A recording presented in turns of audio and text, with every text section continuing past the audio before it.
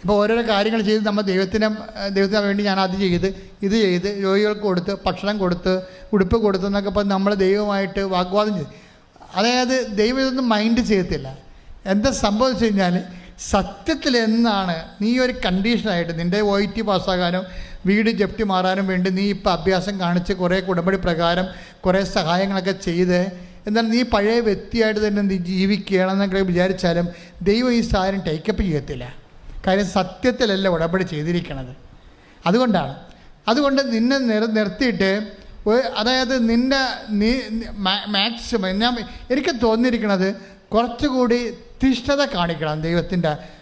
നമ്മുടെ ഈ ഇപ്പോഴുള്ള ഒരു അവസ്ഥ, ഇപ്പം നിങ്ങൾ ഓരോ ഒരു ദൈവമായിട്ട് ഒരു കച്ചവടത്തിന് ഇറങ്ങിയിരിക്കുകയാണ് ചില ആൾക്കാർ. ഇന്ന കാര്യം ഞാൻ ചെയ്തു, അതുകൊണ്ട് ഇന്ന കാര്യം നീ എനിക്ക് ചെയ്തു തരണം.